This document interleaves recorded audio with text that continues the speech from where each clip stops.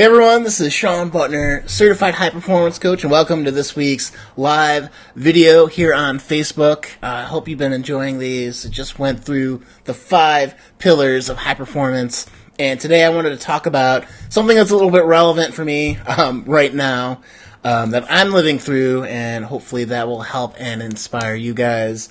And it comes to when you make a big career change. So the last 6 years, I've been a software engineer at Apple, and I've made the decision, and I'll explain a little bit what the thought process was, but I made the decision to leave, and I'm really excited for this next chapter in my life, even though there's been a couple of hiccups, and I'll talk about those too. I was talking a little bit about one last week, and, you know, sometimes when we set out to accomplish a dream, we actually do that. And that was what working at Apple was for me. I had always, growing up, knew that I wanted to work at one of the big tech firms, Microsoft, Apple, maybe Google, when that was the thing in college. But I had always thought that computers were super awesome. I was always super interested in them, breaking and taking them apart growing up. And, being the family IT for my whole extended family, when things went wrong, I was the one that they called. And most of the time, I think I did a good job getting them fixed up.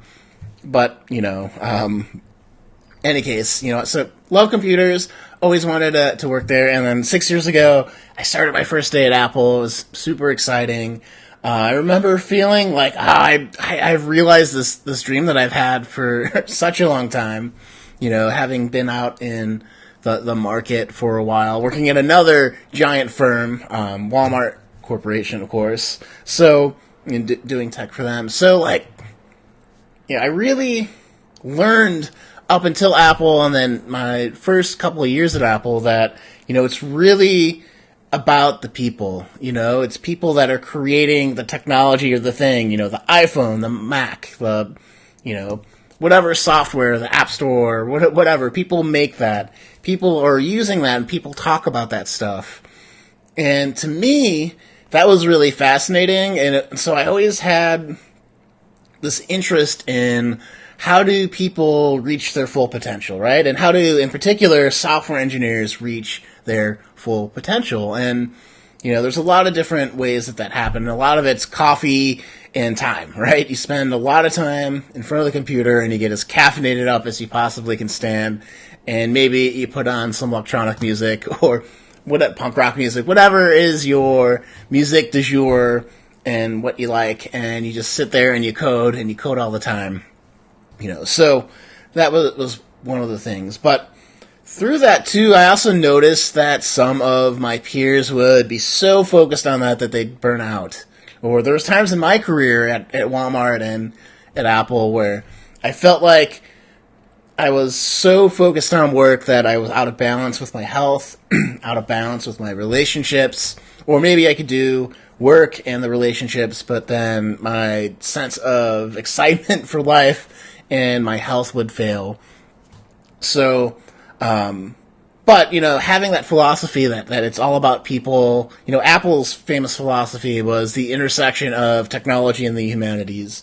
And so that all kind of being out in the ether and what I was thinking about, I had an interest to go into management because the parts of my job that I've always loved, as a software engineer or business analyst or the other hats that I've had over the years, it's been the people development, You have somebody new come in and you help train them up, you help get them on board, you help get them thinking about the job correctly. And when you do that successfully, that's that's an amazing feeling. And when that doesn't happen, it kind of sucks. So, having that interest in the people development, I thought maybe I'll become a manager in Apple sometime, since I realized a dream, what's next? And that led me to an opportunity that when it became time to become a certified high-performance coach, right? When I saw that was a thing that you could do, I'm like, I've never had that, formal kind of coaching training, and I think this would be something that would be really essential for developing, people and teams, as I advanced my career. And little did I know that I would stumble upon the thing that I loved, right? So I love talking to people one-on-one. I love getting to know people. I love having that kind of positive relationship and building that kind of thing. And that is the foundation of coaching, and then being able to help people solve problems and to help people learn quicker and realize what they want out of life quicker. Like, there's nothing that's better than that. So the last 4 years that I've been at Apple, I've also been moonlighting as a certified high performance coach at night, on the weekends, whenever I could squeeze it in.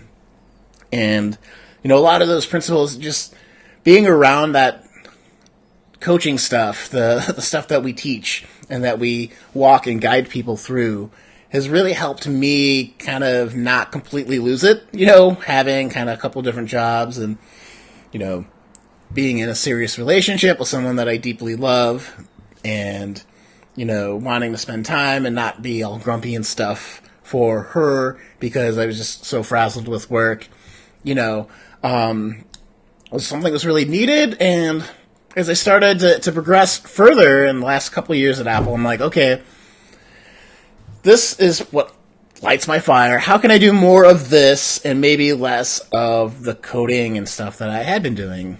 And, you do the networking thing. I'm, working with my manager, all my good close friends, just trying to see the landscape and see, hey, where can I maybe land where I can be doing this like coaching thing full time, maybe in the development group or something.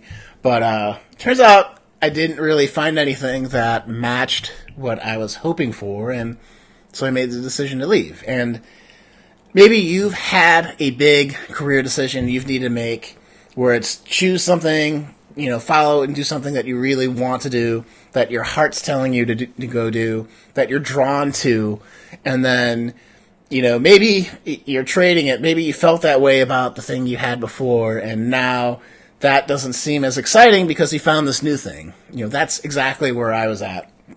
So, you have to make the change, and then there's a lot of hemming and hawing. Like, I think there's a couple of times where I'm like, okay, here's a deadline that I'm going to make a decision by, and I never did. Let's turn off. This is definitely live, folks. Sorry about that. Let me turn off these notifications real quick. Any case, so, yeah. Anyways, sorry about that. Very, very distracted by things. But, so, where was I? I was, okay, yeah, looking for different positions at Apple, couldn't find it. Now it's time to do the career change. How do you prepare for a big change like that?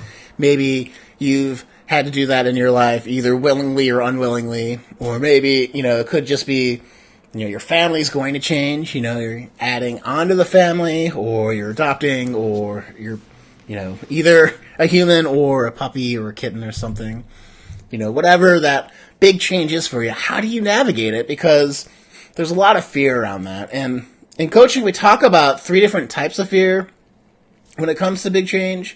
Like, I'm going to go through this before I know as much as I'm going to be able to help people at a greater level, that I'm really like following that and moving towards that. I'm also moving away for hopefully not too long of a period of like financial stability or like the prestige of working at a place that you absolutely love, those types of things. So how do you deal with the days or those thoughts and feelings that might make you a little bit anxious to make the change? That's what this video is all about today. So, the first thing is to understand the 3 different types of fear that we have. And the first one is loss fear.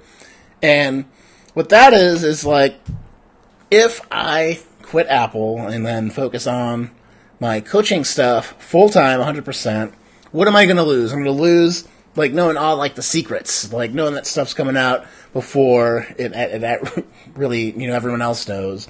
I'm going to lose kind of like that prestige, like, hey, when you say I work at Apple, like, people are like, oh, okay. There's some type of, like, magic to that I might lose in this particular case. Or, steady paycheck, insurance, stuff like that. So some of the struggles that I've had making this decision is I've had some dental work, as you might notice. I'm talking a little funny, and I have a gap in the bottom of my mouth because 17 years ago I had a tooth knocked out by my good friend Dave playing basketball, and that thing was the original tooth. Was able to save it, but it was time for changes. So I'm going to get that fixed next week. Just been doing a bunch of, reps at the dentist, which everyone loves, but, they're doing a good job. So, but, that anxiety of I have to now make sure I have a solid plan for insurance so I'm not paying a bunch of extra stuff or stuff that should be going into my business moving forward or paying the rent and food and stuff. So, that's kind of a huge thing. So knowing that I might encounter those types of fears, like what can I do ahead of time? Well, I had not, like I alluded to it, I have a plan for the insurance, how, I'm going to handle that moving forward. I have a bunch of money saved and stuff, so money isn't that, I'm not that strapped for cash right this minute, and, I can always either go back to Apple, I left them in really good standing, or, there's tons of tech companies out in the Bay Area that I have skill sets for. And maybe I could find a better coaching job if I really needed to. So these are like things that I know that I can do if things get really bad there. So I'm not going to lose out on anything, right? The second kind of fear that we kind of encounter is outcome fear. And what that means in reflection of change management, all it is that, the grass is greener on the other side. So I'm going to, go coaching full time, and then I find out actually, like, this was fun as a hobby. It's not fun as my day-to-day job, and that could be a legitimate thing. But, I've been doing this for 4 years, and every time I do it, I feel more like myself in a really weird way. Maybe you've had that feeling where, you switch gears and you're like, oh, this is me. It's not me going through the motions, or it's not me, like, not expressing myself fully or not being into it 100%. That's what coaching is for me. So I definitely can focus on that I know that when I do coaching for the few clients that I've had over the years or have now, then, that lights me up, that gets my fire going, then this is going to be okay. So, the third thing that we fear when we make a big change is the process, that the act of making a change is going to be painful and suck, and we're not going to want to deal with it. And how do you, in my experience and that I'm going through now, switching over from a stable paycheck to having to make money on my own or finding another job, like that could all be really stressful and terrible. And again, you got to think about what are you going to gain by making the change, right? Like for me, I'm going to be working with my passion. I'm going to be really realizing and helping people in a way that's greater than I can right now with, doing the type of software that I'm doing at Apple. So, and I'll be living the kind of life that I want to live, and have the quality of life that I want at the end of this. And it's going to be a struggle. Like, I know there's going to be days we're going to be really stressed out about money, or I'll be doubting myself, like, what am I doing? And did I mess up my career? Like, that could be things that I'm going to have to experience. That's going to be part of the process, and that's okay. I'm okay with that. So, now for you, like, if you have a big career change or life change, or you want to make a big health change, or just want to feel better, like, take a look at these three things. Like, what are you afraid to lose if you got into the best shape of your life? That was one of your goals, is to get into better shape, or your best shape, or better shape. What would you have to give up? Would you feel like you had to give up all that tasty food that you love? And what would you gain? Like, that's how you counter that. Like, oh, you'd have more energy, so you wouldn't need to drink all the soda, right?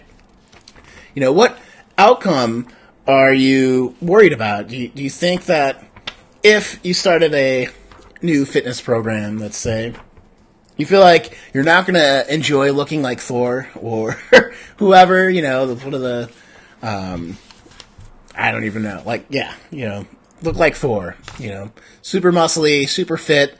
You're not going to enjoy that. Focus on what you will gain from that. And then the process, getting into the best shape means you're going to have to start running 50 marathons a day. That's a little bit of an exaggeration, but, if you feel like, training all the time is going to be painful, what can you do to maybe mitigate it? What can you do to recover? That kind of stuff. So, I hope that served you. I hope you enjoyed hearing a little bit about what's going on in my life right now. I'll let you guys know next week, how everything goes this final week at Apple. And, next week I'm actually going to be in San Diego for the coaching certification, so it's going to be a really nice bookend to my time at Apple to get around some of my favorite people and, my tribe and people that inspire me consistently. And so I'm really looking forward. If you're going to be there, love to say hi, maybe catch lunch. If you're not going to be there, then, I'll be here on video next Sunday because I'm doing this consistently because it's my main thing now. So, all right. Hope you found that great, guys, and I'll catch you on the next side, on the other side. All right. See you later. Goodbye. Uh-oh.